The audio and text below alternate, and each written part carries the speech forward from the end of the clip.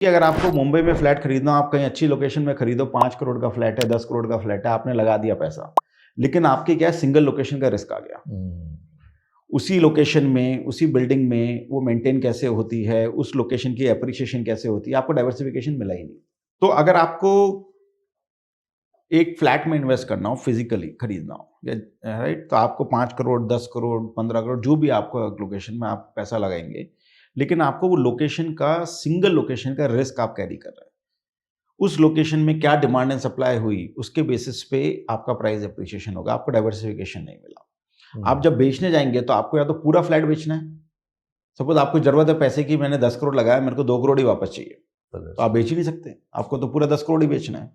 डीट ने क्या किया, ये कन्वीनियंस पैदा कर दी है कि आपकी मर्जी है, आपको 10,000 रुपया लगाना है कि 100 करोड़ लगाना है, आपकी मर्जी, आपको जब इन्वेस्ट करना है और जब एग्जिट करना है।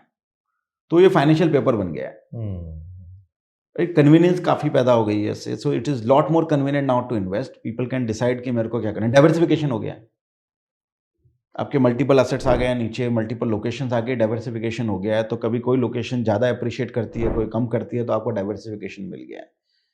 और आपका हेडेक ऑफ मेंटेनेंस कि भाई मेरे को रेंट पे अपना फ्लैट देना है, या वो सारा काम रीड करता है।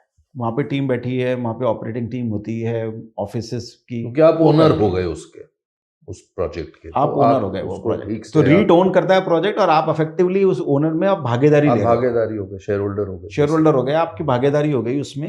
Infrastructure as a asset class बहुत बड़ी इन्वेस्टमेंट अपॉर्चुनिटी है। यू विल बी सरप्राइज्ड कि दुनिया भर के जितने इंफ्रास्ट्रक्चर एसेट्स है ना, 40% of those infrastructure assets are owned by asset managers.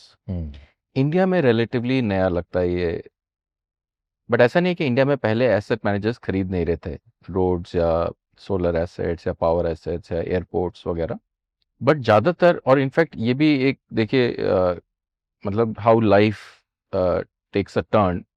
मैं 2010 से लेके 2020 तक, 10 साल तक, one of my big responsibilities was to manage money for global pension funds.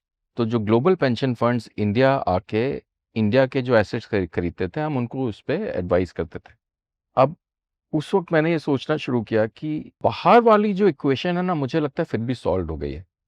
बाहर से इंडिया में इंफ्रास्ट्रक्चर के लिए पैसा आ रहा है, बट जो इंडियंस है उनका जो इतना बड़ा सेविंग्स पूल है, that has not found way to infrastructure assets. अब मान लीजिए कि 300 करोड़ का रोड का एक टुकड़ा था जो हमने खरीदा, उसमें करीब करीब 100 करोड़ हम लोग डालते हैं और 200 करोड़ ब्रॉडली स्पीकिंग किसी बैंक से पैसे लेते हैं। जैसे एलआरडी करते हैं आप कमर्शियल रियल एस्टेट में, तो 100 करोड़ हमारा लिया और 200 करोड़ बैंक का लिया, उससे 300 करोड़ का रोड खरीदा। 300 करोड़ की रोड की एक बार के लिए कैलकुलेशन आसान हो उसके लिए पकड़ लेते हैं 11% पे आपको रोड की यील्ड है। लेकिन मेरे को जो पैसा मिलता है वो 8.25 8.5 पे मिलता है, तो मेरे को 2.5% का स्प्रेड बना, 200 पे यानी कि 5% बना, और 11, तो मेरा 15-16% का रिटर्न लॉक हो जाता है, जिसमें काउंटर पार्टी आपकी है NHAI फॉर 15 ईयर्स। अब आप मुझे बताइए कि अगर आपको ट्रिपल ए एसेट्स से, हाँ, कोई रिस्क वाले एसेट से नहीं, आपको 15% रिटर्न 15 साल के लिए गारंटीड है, तो is it not a great investment? तो हम लोग को तो लगता है कि ये probably it's one of the best risk adjusted returns in the country.